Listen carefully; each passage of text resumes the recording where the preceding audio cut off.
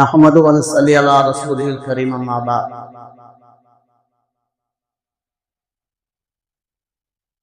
فقد قال الله تعالى في القرآن العظيم أعوذ بالله من الشيطان الرجيم بسم الله الرحمن الرحيم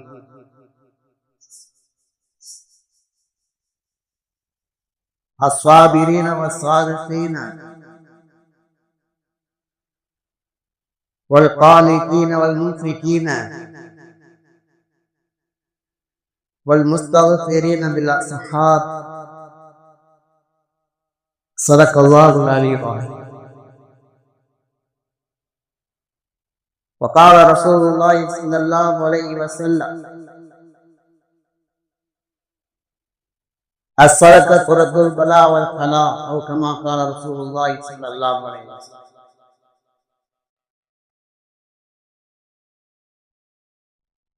அருளன்பு பண்டிட் அளவற்ற உந்தன் திருநாம் போற்றி தோற்றுகிறேன் அல்லாஹ்.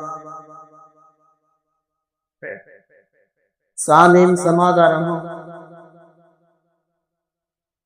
சர்தார் ஏதோதவாத் ஸல்லல்லாஹு அலைஹி வஸல்லம் அவர்கள் மீதும் அன்னாரின் சார்ந்தவரை வருவாதி பேரி பின்பற்றிய உத்தம சத்திய சஹாபாக்கள் தாபீன்கள் தவா தாபீன்கள் உலக மோமின்கள் குறிப்பாக அல்லாஹ்வுடைய நல்லருளை நாடி வந்திருக்கின்ற நம் அனைவரும் மீதும் அல்லாஹ்வுடைய சாந்தியும் சமாதானமும் என்றென்னும் நிலவட்டுமாக. அன்புக்கும் அதயத்திற்கும் உரிய நல்லடியாக அறிஞ சோழர்களே,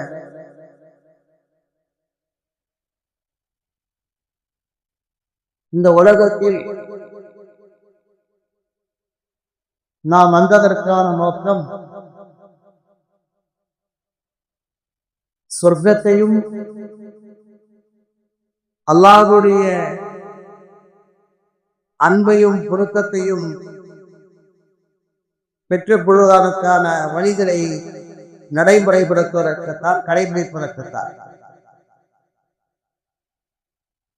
உலகத்திலே படைக்கப்பட்ட ஒவ்வொரு பொருளுக்கும் ஒரு நோக்கம் இருப்பது போன்று நம்மை அல்லாஹ் தஆலா இந்த உலகத்துக்கு அனுப்பியதற்கான நோக்கமே அவரை வணங்குவதற்காக. அந்த வணக்கத்துக்கு அல்லாஹ் தஆலா கொடுக்கின்ற பரிசு என்ன? சொர்க்கமும் அல்லாஹ்வுடைய பொருத்தத்தையும் தான் அல்லாஹ் தஆலா நமக்கு தர இருக்கின்றார். உண்மையிலேயே அதை பெறுவதுதான் மனிதனுடைய உண்மையா வெற்றியாக இருக்கின்றது. அல்லாஹ் தஆலா தன் திருமறையை கூறுகிறார், வமன் ஸுஹ்ஸிஹ அனின் நார் வதுஇல ஜன்னah ஃபகத் ஃபாஸ். எவர் நரகத்தை விட்டும் பாதுகாக்கப்பட்டு சொர்க்கத்தில் நுழைந்து விடுகின்றாரோ அவரே வெற்றியாளர் என்று அல்லாஹ் தஆலா குர்ஆனிலே கூறுகிறார். இது ஒரு நீண்ட தலைப்பு. உங்களுக்கு சுருக்கமாக நான் சொல்ல இருக்கின்றேன். ஒரு மனிதனுடைய உண்மையான வெற்றி, உண்மையான சந்தோஷம் என்பது சுத்தத்தையும் அல்லாஹ்வுடைய பொருத்தத்தையும் பெறுவதுதான். அப்படிப்பட்ட அல்லாஹ்வுடைய பொருத்தத்தை சுத்தத்தை பெற்றுத் தருவதற்கு அல்லாஹ் தஆலா பல்வேறு செய்திகளை அல்லாஹ் ரசூலும் கூறியிருந்தாலும் சூரத்து ஆல இம்ரான் என்ற 3வது சூறாவிலே 16, 17 ஆகிய 2 வசனங்களிலே அல்லாஹ் தஆலா ஒரு செய்தியை கூறுகின்றார். அதற்கு முன்னால் ஒரு வசனத்திலே அல்லாஹ் கூறுகிறார், குல் அவு நபிக்கும் பிகைரின் மின் தாலிக். உங்களுக்கு இந்த உலகத்திலே உங்களை மயக்குகின்ற 8 காரியத்தை அல்லாஹ் தஆலா சொல்லியதற்கு பிறகு அல்லாஹ் கூறுகின்றார். அந்த 8 காரியங்கள் உங்களுக்கு ஏற்கனவே நான் சொல்லி இருக்கின்றேன். கடந்த சில வருடங்களுக்கு முன்பாக இந்த உலகத்திலே உங்களை ஈர்க்கின்ற இந்த விஷயங்களை விட சிறந்ததை உங்களுக்கு நாம் சொல்லட்டுமா, அறிவித்து தரட்டுமா என்று கேட்டுவிட்டு அல்லாஹு தஆலா கூறுகிறான், للذين اتقوا عند ربهم جنات تجري من تحتها الانهار خالدين فيها وازواج مطهرة. இறையச்சமுடையவர்களுக்கு கீழே ஆறுகள் ஓடுகின்ற சொர்க்கம் இருக்கின்றது, அதிலே அவர் நிரந்தரமாக இருப்பார்கள், அங்கே பரிசுத்தமான மனைவியாக இருப்பார் என்று சொல்லிவிட்டு அல்லாஹ் கூறுகிறான். ஒரு உருவான அல்லாஹ்வுடைய பொருத்தமும் இருக்கிறது என்று சொல்லிவிட்டு அல்லாஹ் கூறுகிறார். அல்லாஹ் பஸீருன் பில் அல்லாஹு தஆலா அடியாரை உற்று நோக்கக்கூடியவன் என்று அல்லாஹ் கூறுகிறார். இறையச்சம் உடையவருக்கு சொர்க்கம் இருக்கிறது, அல்லாஹ்வுடைய பொருத்தம் இருக்கிறது என்று சொல்லிவிட்டு சொர்க்கத்தையும் அல்லாஹ்வுடைய பொருத்தத்தையும் பெற்றுத்தரக்கூடிய 6 செய்திகளை அல்லாஹு தஆலா அடுத்த வசனத்திலே கூறுகிறார். இதுதான் இப்போது உங்களுக்கு நான் சொல்ல இருக்கிறேன். அல்லதீன யகூலுன ரப்பனா இன்னமா ஆமன்னா ஃபக்ஃபிர் லனா துனூபனா வகீனா அஸாபன்னார். முதலாவது விஷயத்தை அல்லாஹ் தஆலா கூறுகிறான், அல்லாஹ்விடத்திலே துஆ செய்யக்கூடியவன் என்று அல்லாஹ் கூறுகிறான். நமக்கு சொர்க்கம் வேணும், அல்லாஹ்வுடைய பொருத்தம் வேணும்னா முதல்ல நம்ம என்ன செய்யணும், அல்லாஹ்விடத்திலே அதிகமாக துஆ செய்யணும். எப்படி துஆ செய்ய வேண்டும்? யா அல்லாஹ், நாங்கள் உன்னை ஈமான் கொண்டிருக்கின்றோம், இவருடைய குற்றங்களை எல்லாம் மன்னிப்பாயாக, நரகத்தை விட்டு எங்களை பாதுகாப்பாயாக என்று துஆ செய்ய வேண்டும் என்று அல்லாஹ் தஆலா கூறுகின்றார். துஆ என்பது ஒரு சாதாரணமான ஒரு விஷயம் அல்ல. ஹஜ்ரத் ரசூலுல்லாஹி ஸல்லல்லாஹு அலைஹி வஸல்லம் சொன்னார், துஆ சிலாமுல் மூமின். துஆ என்பது ஒரு மூமினுக்கு, ஒரு இறை நம்பிக்கையாளருக்கு அல்லாஹ் தஆலா கொடுத்திருக்கின்ற ஆயுதம் என்பதாக நபி ஸல்லல்லாஹு அலைஹி வஸல்லம் சொன்னார். எப்படிப்பட்ட ஆயுதம் என்று சொன்னால், பெருமானார் சொன்னாங்க, எல்லா வகையான துன்பங்களையும் நீக்கி அல்லாஹ்விடம் இருந்து ரிஸ்க்குகளை, வாழ்வாதாரங்களை இழுத்து வரக்கூடிய என்றான் ஸல்லல்லாஹு அலைஹி வஸல்லம் சொன்னார். இன்னொரு ஹதீஸிலே பெருமானார் சொன்னாங்க, துஆ முஹ்லிபா, துஆ என்பது வணக்கத்தினுடைய மூளையை கூட என்பதாக ஸல்லல்லாஹு அலைஹி வஸல்லம் சொன்னார். அது முதலாவது விஷயம் என்றால் அல்லாஹ்விடத்திலே அதிகமாக துஆ செய்ய வேண்டும். துஆவுடைய சிறப்பு தான் நிறைய உங்களுக்கு நான் சொல்லி இருக்கிறேன். நேற்று கூட ஒரு குரூப் செய்தி போய், துஆ என்பது மனிதரிடம் நினைப்பது மாறி அல்லாஹ்விடத்திலே நம்முடைய கோரிக்கையை பெற்றுக் கொள்வது மட்டுமல்ல, மாறாக அது அல்லாஹ்விடத்திலே சரணடைவதாக இருக்கின்றது. ஒரு மனிதன் தன்னுடைய பலவீனத்தை வெளிப்படுத்துவதுதான் துஆ என்பது. ஒருத்தர் போய் ஒரு இடத்திலே உதவி கேட்கிறார்னு சொன்னால், என்னால் இது முடியலைங்க, எனக்கு ரொம்ப தேவையா இருக்குங்க, நீங்க செஞ்சு போக என்பதாக நான் கேட்கிறோம் இல்லையா? அது மாதிரிதான் துஆ என்பது. துஆ என்பது தன்னுடைய இயலாமை வெளிப்படுத்துவது. யாரெல்லாம் நீதான் எனக்கு நீ செய்தர வேண்டும் என்பதாக அல்லாஹ்விடத்திலே என்னுடைய பணிவை வெளிப்படுத்துவது. எனவே துஆ என்பது மிக உயர்ந்த ஒரு வணக்கம். பெருமானார் சொல்லுங்க, துஆ ஒரு இபாதா, துஆ என்பது அது ஒரு வணக்கம் தான் ஸல்லல்லாஹு அலைஹி வஸல்லம் சொன்னார். அதனால முதல் விஷயம் என்னவென்றால், அல்லாஹ்விடத்தில் அதிகமாக துஆ செய்ய வேண்டும். ஏனெனில் நாம் என்னதான் முயற்சிகள் செய்தாலும் கூட அல்லாஹ்வுடைய நாட்டம் இல்லாமல், அல்லாஹ்வுடைய உதவி இல்லாமல் நாம் சொர்க்கத்துக்கு செல்ல முடியாது, அல்லாஹ்வுடைய பொருத்தத்தை பெற முடியாது. ஆனால் அல்லாஹ்விடத்திலே கேட்க வேண்டும், யாருவா அந்த சொர்க்கத்துக்கு செல்லக்கூடிய பாக்கியத்தை கொடு, உன்னுடைய அன்பையும் பொருத்தத்தையும் கொடு என்று அல்லாஹ்விடத்தில் நாம் அதிகமாக கேட்க வேண்டும். இது ஒன்று. அடுத்த வசனத்தில் அல்லாஹ் தஆலா நாம் கடைபிடிக்க வேண்டிய 5 விஷயங்களை கூறுகின்றார். நம்முடைய வாழ்க்கையிலே இந்த 5 நற்பண்புகளை நாம் கடைபிடிக்க வேண்டும். சொர்க்கம் என்பது சும்மா கிடைக்கிறார்.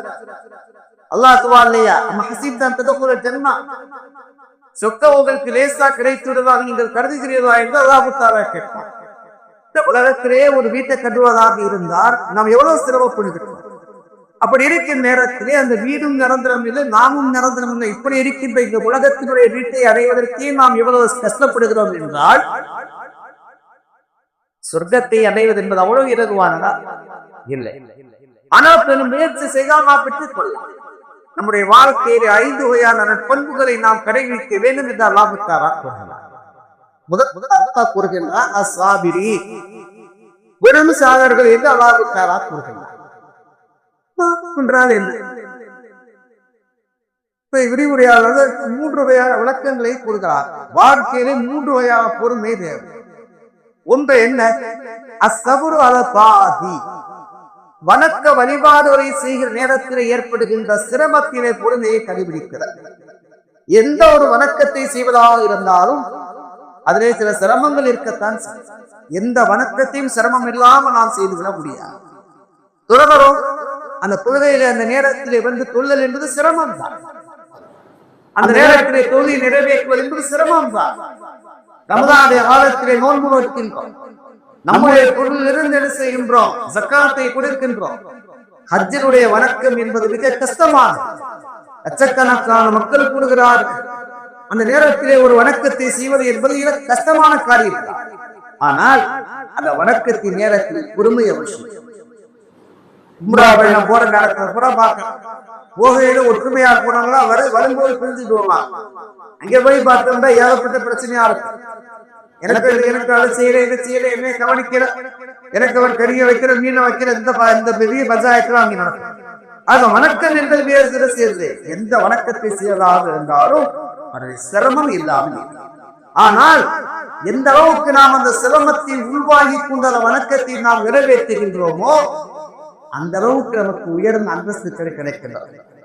அதே சில வருகிறது, ஹஜ்ரத் ரசூலுல்லாஹி ஸல்லல்லாஹு அலைஹி வஸல்லம் சொன்னார்கள், அலா அதுல்லுக்கும் அலா மா யமுல்லாஹு பில் ஹதாயா வ யர்பூ பி தரஜாத். உங்களுடைய பாவங்களை அழித்து உங்களுக்கு அந்தத்தை உயர்த்தக்கூடிய ஒரு காரியத்தை உங்களுக்கு அறிவிக்கட்டுமா என்று கேட்டுவிட்டு ஸல்லல்லாஹு அலைஹி வஸல்லம் சொன்னார்கள், இஸ்பாகுல் வுதுஇ அலல் மகாரிஹி. கஷ்டமான நேரத்திலே ஒழுவை பூர்த்தியாக செய்வதாக சொன்னார்கள். கடும் குளிராக இருக்கின்றது, அந்த நேரத்திலே கூட அந்த சிரமத்தை சகித்துக் கொண்டு ஒழுவை முழுமையாக செய்கிறார். இரண்டாவது பெருமானா சொல்வாங்க,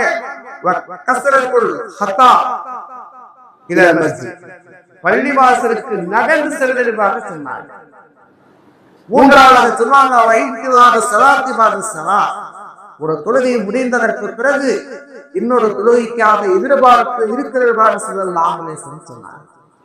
ஆனா எந்த வணக்கமாக இருந்தாலும் அந்த வணக்கத்தை செய்கிற நேரத்திலே சில சிரமம் இல்லாமல் இருக்காது, இருக்கும். அந்த சிரமத்தின் நேரத்திலே அல்லாஹ்வுக்காக பொறுமையை கடைபிடிக்கவே.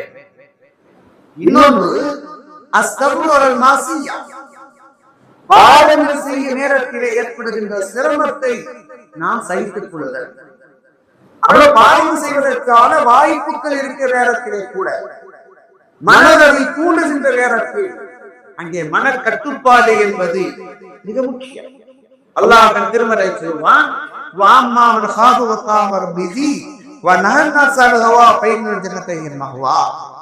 யார் தன்னுடைய ரப்புக்கு முன்னால் இருப்பதை பயந்து தன்னுடைய மனதை கட்டுப்படுத்திக் கொண்டாரோ அவர் செல்லுகின்ற இடம் சொர்க்கம் என்று அல்லாஹ் தஆலா சொல்வார். பெருமானார் ஸல்லல்லாஹு அலைஹி வஸல்லம் சொன்னார்கள், அல்லாஹ்வுடைய அரிசியுடைய நலனை பெறக்கூடிய மக்கள் மறுமை நாளையில அல்லாஹ்வுடைய அரிசியுடைய நலனை அந்த நாளையில 7 வகையான மக்கள் அந்த அரிசியிலே பெருவாழ்வாக சொன்னாங்க இல்லையா? அதிலே சொன்னார்கள், பெருமானார் சொன்னாங்க, ஒரு பெண் அழைத்தாள், நல்ல அழகான ஒரு பெண் அழைத்த நேரத்தில் தபருக்கு அழைத்த நேரத்திலே கூட நான் அல்லாஹ்வை பயப்படுகிறேன் என்ற அந்த பாவத்தை செய்யாமத்துடைய மனதை கட்டுப்படுத்தக்கூடியவனுக்கு அல்லாஹ் கொடுக்கின்ற பாக்கியம் அரசி நிலையிலே இருக்கிற பாக்கியத்தை கொடுக்கிறார். அதனால என்னுடைய வாழ்க்கையிலே சில சிரம் தவறுகளுக்கான வாய்ப்புகள் இருக்கும். மனக்கட்டுப்பாடு என்பது தேவை. இளைஞர்கள் நிறைய இருக்குங்க. ஒருத்தர் தப்பு செய்யுமா, நம்ம சொல்லுவோம், அதே இதை செய்யறா அப்படின்னு. நம்ம செய்யறோம்னா அவர் கேவலமா பேசுவான், என்னடா இப்படி இருக்க, இதான் பேசுறா அப்படின்னு. அந்த நேரத்தில் அவர் என்ன சொன்னாலும் சரி, அந்த நேரத்திலே பாவத்தை செய்யாமல் நான் பொறுமையை கடைபிடிக்கிறேன் என்பதாக கூறுகின்றார். மூன்றாவது பொறுமை என்னவென்றால் அஸ்ஸப்ரு முஸீபத். நம்முடைய வாழ்க்கையிலே கஷ்டங்கள் வருகிற நேரத்திலே பொறுமையை கடைபிடிக்க வேண்டும். மனிதனுடைய மனநிலை என்றால் அவனுக்கு கஷ்டம் வருகிற நேரத்திலே அவன் அல்லாஹ்வை கூட ஏச ஆரம்பித்து விடுகின்றான். அல்லாஹ் தன் திருமலை சொல்வான், பாமல் இன்சானிதா மபுத்தாஹு ரப்புஹு ஃபஅக்ரமஹு வ நஅமஹு ஃபயகுலு ரப்பி அக்ரம். அல்லாஹ் தஆலா ஒரு மனிதனுக்கு உபகாரங்களை வழங்குகிற நேரத்திலே அல்லாஹ் என்னை கண்ணியப்படுத்தி ஆகத்துள்ளான். வாம்மாரா மபுத்தாஹு ஃபதராலி ரிஸ்கஹு, அவருடைய வாழ்வாதாரத்தை குறைத்து அவரை சோதித்த நேரத்தை அவர் சொல்வான், ஃபயகுலு ரப்பி அஹானன், அல்லாஹ் நீ கேவலப்படுத்தி விட்டான். கஷ்டம் இருக்கிற நேரத்தில் தேவன் அல்லாஹ்வை கூட ஏசக்கூடியவனாக இருப்பான். அது இல்லாமல் துன்பங்கள் வருகிற நேரத்திலே கூட பொறுமையை கடைபிடிக்க வேண்டும். அப்படி கடைபிடிக்கக்கூடியவர்கள் செய்கிறார்கள், சொர்க்கத்துக்கு சொந்தக்காராக இருக்கிறார். அன்பர்கள் சொல்வார்கள், இவருடைய வாழ்க்கையில கஷ்டம் வந்திருக்கிறதா, இந்த 5 விஷயத்திலேயே சொல்லுங்கள். தன்னுடைய மனதை எப்படித்தான் அவர்கள் பக்குவப்படுத்தினார்கள், தான் கடைபிடித்த விஷயத்தை இந்த மக்களுக்கு சொல்லித் தருகிறார்கள். அவர் சொல்லுகிறார்கள், இவருடைய வாழ்க்கையிலே கஷ்டம் வந்தால் முதலிலே நான் சொல்லுவேன், இந்த முசீபத், இந்த கஷ்டம் எனக்கு மார்க்கம் சார்ந்து வரவில்லை என்பதாக நினைத்து நான் செய்வேன். மார்க்க சார்ந்து வரலைன்னா என்ன? அறிஞர் மக்கள் சொல்வார்கள், ஒரு துன்பம் உன்னை அல்லாஹ்வின் பக்கமாக நெருக்கமாக்குகிறது என்றால் அது சோதனை என்பது அர்த்தம். அதை நீ ஏற்றுக்கொள்ள வேண்டும். ஒரு வாழ்க்கை ஏற்படுகின்ற துன்பம் அல்லாஹ்விற்கு உன்னை தூரமாக்கும் என்று சொன்னால் அது வேதனை, அதை அல்லாஹ் எதிர்கொள்ள வேண்டும். என்ன சொல்றாங்க, நம்முடைய வாழ்க்கையில கஷ்டம் வருதுன்னு சொன்னா இந்த உலகம் சார்ந்த கஷ்டத்துக்கு நம்ம கவலைப்பட தேவையில்லை. அந்த தீன் சார்ந்த கஷ்டங்கள் நமக்கு வந்துவிட்டால், வணக்கத்தை செய்ய முடியாதவருக்கு சிரமங்கள் வந்துவிட்டால் அந்த நேரத்தில் கவலைப்படலாம். இடத்துல ஒருத்தர் சொன்னாரு, அதுல நான் எரிய சின்ன பிள்ளையில நான் ஓடுறீங்க சார், இப்ப நான் ஹார்ட் ஆபரேஷன் இருக்கேன், நான் டாக்டர் வந்து ஆபரேஷன் சொல்றாரு, நோம்பிக்க கூடாதுன்னு சொல்றாரு சார், ரொம்ப கவலையா இருக்கு சார் என்பதா நான் சொன்னேன். இந்த கவலைக்கு எல்லாரும் வந்து கூடி கொடுப்பாங்களா, அந்த கவலைக்கும் எல்லாம் கூடி கொடுப்பாங்களா? அது மாதிரி நம்முடைய வாழ்க்கையில கஷ்டங்கள் வருகிற நேரத்திலே முதல்ல நாம் நினைக்க வேண்டும், இந்த சோதனை தீன் சார்ந்து வரவில்லை என்பதாக நாங்கள் காதல் சொல்வேன். இரண்டாவது சொல்கிறார்கள், சொல்லுவேன், பெருமானார் ஸல்லல்லாஹு அலைஹி வஸல்லம் விடவா நாம் கஷ்டப்படுகின்றோம் என்பதாக நாம் நினைக்கிற நேரத்திலே அந்த கஷ்டம் எல்லாம் காணாமல் போகுமாக சொல்வார். பெருமானார் ஸல்லல்லாஹு அலைஹி வஸல்லம் கஷ்டப்பட்டவர் யாரு இருக்கிறார்? பிறக்கும் போது அனாதையாக பிறந்து எவ்வளவு பெரிய கஷ்டம், அனாதையாக பிறப்பு என்பது எவ்வளவு பெரிய கஷ்டம். அதே நேரத்தில் அவர்கள் செய்கிறார்கள், மிகப்பெரிய வறுமைக்கு ஆளாகிறார்கள். மக்களுக்கு அந்த ஈமாவை பிறப்பு ஒரு நேரத்தில் மஜ்னூன் பைத்தியக்காரன் என்பதாக நமக்கு சொன்னார். இப்படிப்பட்ட கேவலங்களுக்கு இடிமுறைக்கெல்லாம் ஆளானார்கள் இல்லையா? பெருமானார் ஸல்லல்லாஹு அலைஹி வஸல்லம் செய்தார்கள், கண்டார்கள் சொல்லாமல் அடிக்கப்பட்டார்களே, மக்களுக்கு நன்மை செய்வதற்காக அடிக்கப்பட்டார்களே, அதை நான் நினைக்கிற நேரத்தில் கஷ்டம் எல்லாம் காணாமல் போகாது சொல்வார். மூன்றாவதாக சொல்வார்கள், என்னுடைய வாழ்க்கையில கஷ்டம் வந்தால் நான் சொல்லுவேன், பெருமானார் ஸல்லல்லாஹு அலைஹி வஸல்லம் விடவா, அவர்கள் இழந்ததை விடவா, அவருடைய மௌத்தை விடவா இப்படி கஷ்டமாக நான் நினைப்பேன், என்னுடைய மனதிலே கஷ்டங்கள் காணாமல் போகும் என்று சொன்னால், பெருமானார் ஸல்லல்லாஹு அலைஹி வஸல்லம் வஃபாத் நேரத்திலே மக்கள் எல்லாம் செய்தார், தன்னிலே மறந்து போனார்கள். ஒரே பாரூக்கவை உதவிய வாவரும் சொன்னாங்க இல்லையா?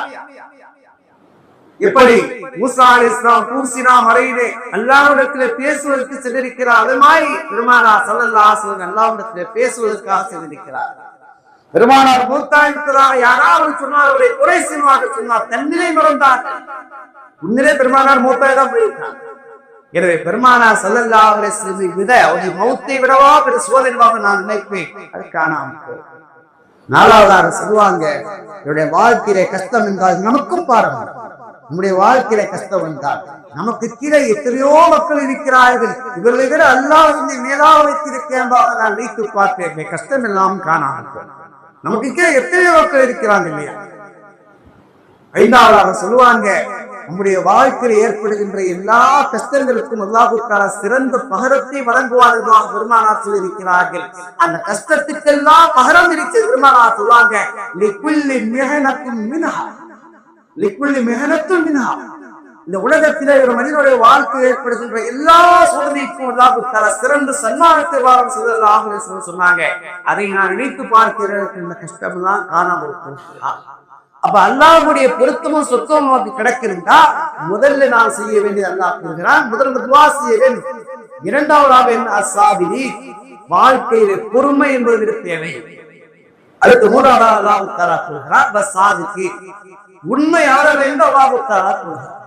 உண்மையாளர் என்று சொன்னால் அதுக்கு அறிஞர் ஒரு மக்கள் இரண்டு வகையான அவருக்கு தேர்வுகின்றார்கள். முதலாவது செய்ய என்ன சொல்றாங்க அப்படின்னா, அல்லாஹ் ரசூல் சொன்ன வார்த்தை உண்மை என்பதாக ஒரு மனிதன் முழு மனதோடு நம்பிக்கை கொள்ள வேண்டும்.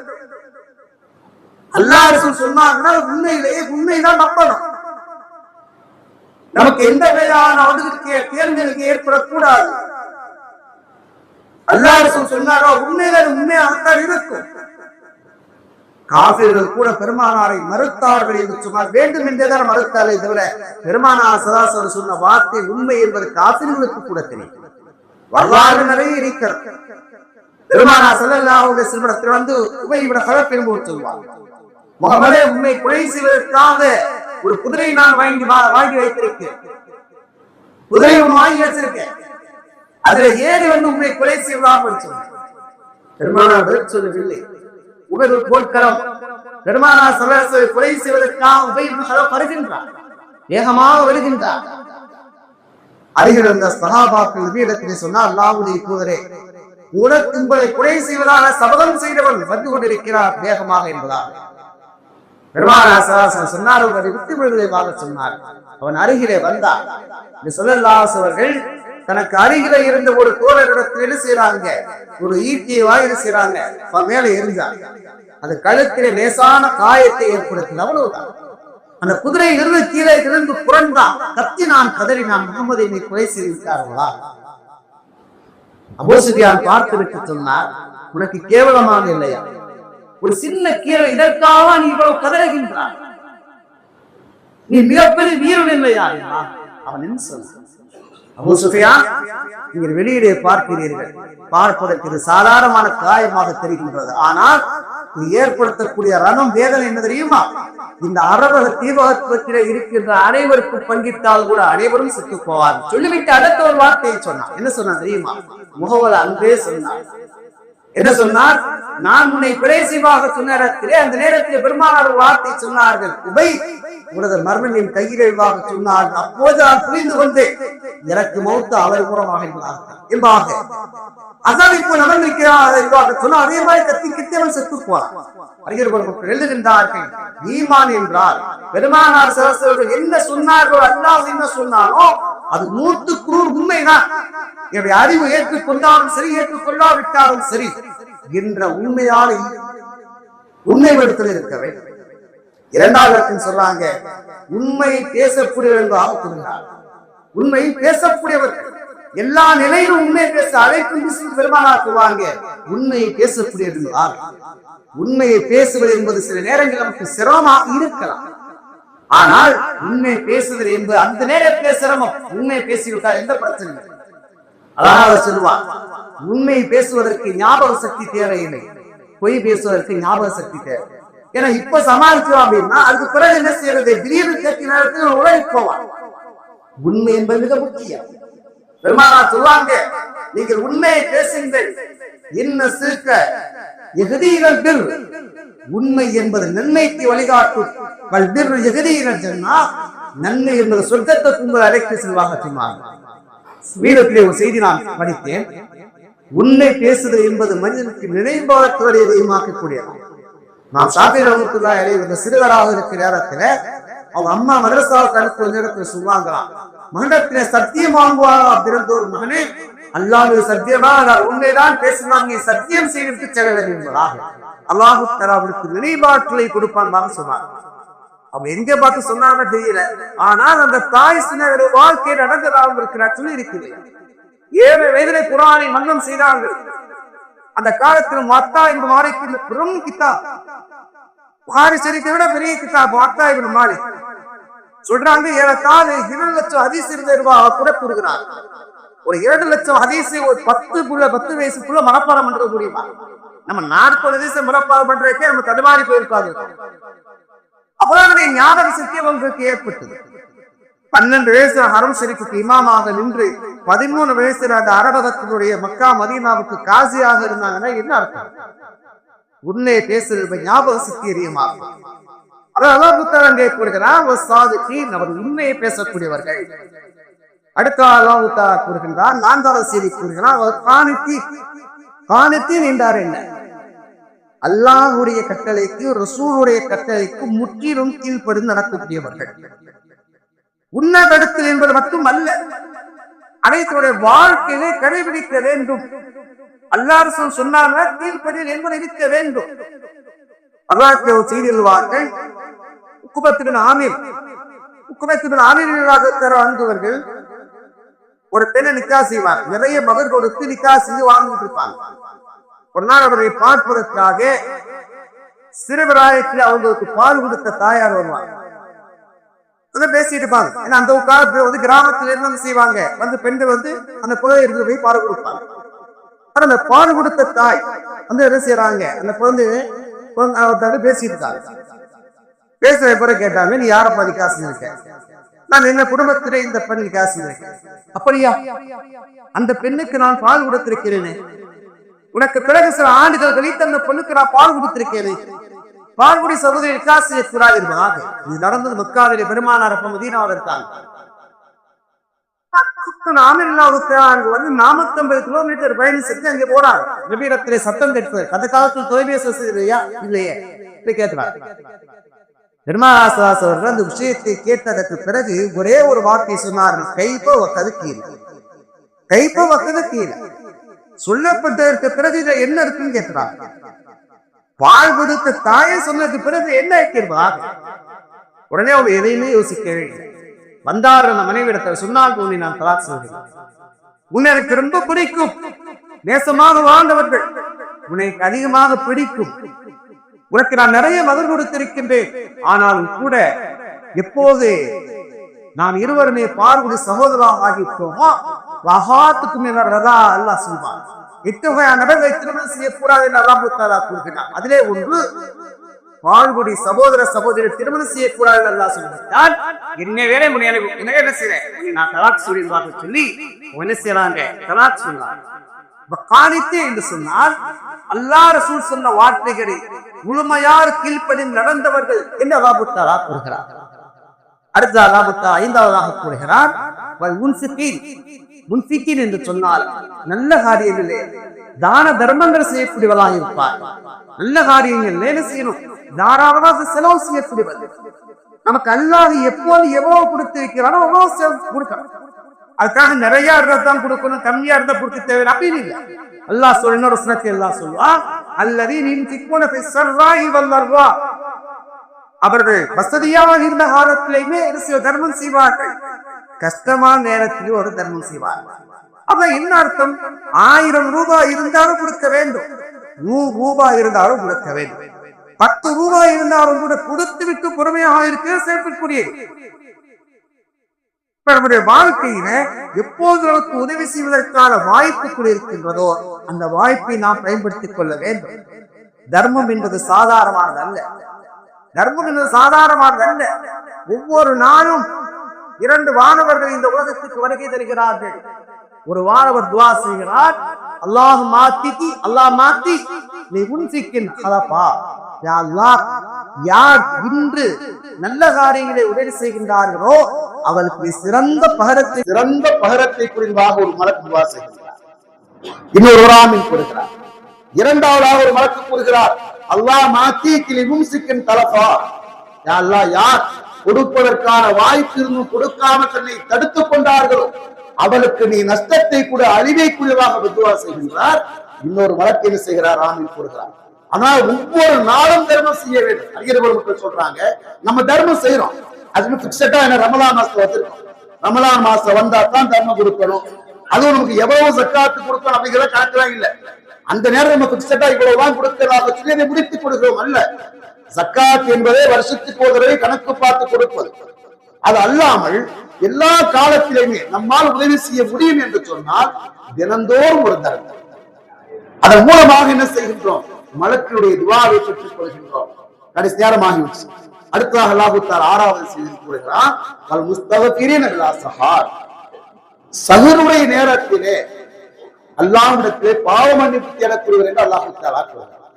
பொதுவாக இஸ்திக்ஃபார் பாவ மன்னிப்பு தேடுதல் என்பதே மிகப்பெரிய பாக்கியமானது. பாவங்களை விட்டு பாதுகாக்கப்பட்ட பெருமானார் ஸல்லல்லாஹு அலைஹி வஸல்லம் ஒவ்வொரு நாளும் 100 தடவை இஸ்திக்ஃபார் செஞ்சாங்க. அதனால குறைந்தபட்சம் ஒவ்வொரு நாளும் என்ன செய்யணும், 100 தடவை அஸ்தக்ஃபிருல்லாஹ்ங்கிற வார்த்தையை சொல்ல வேண்டும். அதிலும் குறிப்பாக சஹருடைய நேரத்திலே இஸ்திக்ஃபார் செய்ய வேண்டும். நம்ம ரமலானுடைய காலத்துல செய்யறோம், ஆனா மற்ற காலத்துல நமக்கு ஃபஜ்ர் கேட்டிருக்கிறதே சிரமமா இருக்கு. ஆனால் என்ன செய்ய வேண்டும், நாம் எழ வேண்டும். எழுந்த அந்த சஹருடைய நேரத்திலே, அந்த ஃபஜ்ருக்கு முன்னால் ஒரு நேரத்திலே அல்லாஹ்விடத்தில் இஸ்திக்பார் செய்ய வேண்டும். ஏனென்று சொன்னால் அந்த நேரம் அல்லாஹ்வே நம்மிடத்தில் கேட்கின்ற ஒரு நேரம். அதனால அல்லாஹ் தஆலா கேட்கிறார். அந்த நேரம் அல்லாஹ் தஆலா முதல் வானத்திலே ஒவ்வொரு நாளும் கேட்கிறார், ஹல் மின் முஸ்தக்ஃபிரின் ஃபஅக்ஃபிர்லா, பாவ மன்னிப்பு தேடக்கூடியவர் உண்டா, கேளுங்களுடைய பாவத்தை மன்னிக்கிறேன் என்று சொல்லி அல்லாஹ் தஆலா கேட்கின்ற நேரம். அதனால அந்த நேரம் சிரமமானதுதான். நான் பயானுடைய ஆரம்பத்திலே சொன்னது மாதிரி சொர்க்கம் என்பது அவர் இலகுவாக கிடைக்காது. சொர்க்கம் அளவு இலகுவாக கிடைக்காது. ஆனால் கொஞ்சம் கஷ்டப்பட்டு இருக்கிறோம் என்று சொன்னால் அந்த சொர்க்கமும் நிரந்தரம். அதை நாம் சென்று விட்டால் அந்த வாழ்க்கையும் நிரந்தரமாக இருக்கிறது. நம்முடைய வாழ்க்கையிலே இந்த 6 பண்புகளை கடைபிடித்து அல்லாஹ்வுடைய பொருத்தத்தை சொர்க்கத்தை பெறுவதற்கு அல்லாஹ் தஆலா நம் அனைவருக்கும் நசீபாக்குவானாக. அல்ஹம்துலில்லாஹ்.